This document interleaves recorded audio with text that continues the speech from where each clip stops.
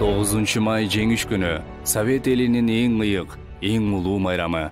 Бул күнгө жетүү үчүн СССР 27 миллион адамынан ажыраган, 4 жылга созулган эң оор, эң кайгылуу, улуу ата мекендик согуштагы фашисттик Германиянын үстүнөн жеңишке жетишкен күн.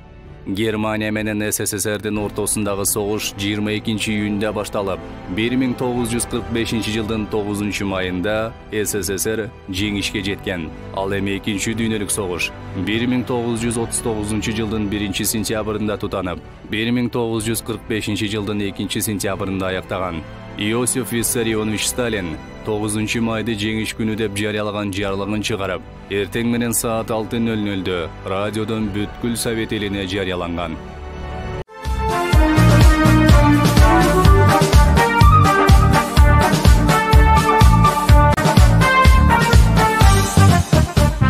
Жеңиш күнү алыстагы от болуп, көрүнчү эле араң жанган чок болуп, өрттү чаңды кечип чабуул салганбыз, жеңиш күнүн жакындатып алганбыз. Бул жеңиш күн майрам, баары жыттанган адамдардын самайлары лакчалган, көздөрүнөн жаш кызырып шаттанган. Жеңиш күнү, жеңиш күнү, жеңиш күнү.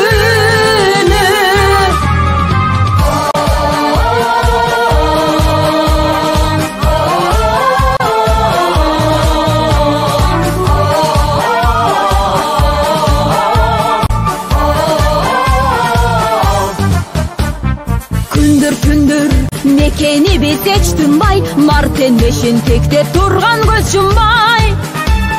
Күндүр иште күйүп жанганбыз, жеңиш күнүн жакындатып алганбыз.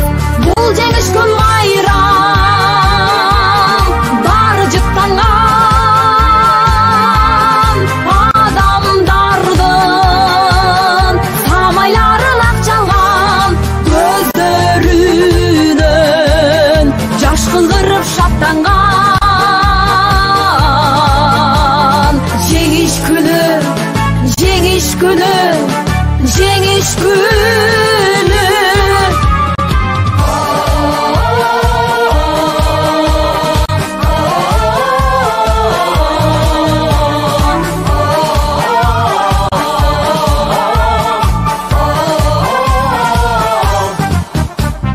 Апакебай, биз бүт кайра келбедик, шиберге чеп чуркаганды дегдедик.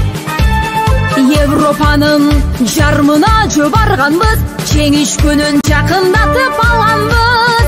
Бул жеңиш күн майрам, баары жыттанган адамдардын самайлары лакчалган, көздөрүнөн жаш кызырып шаттанган.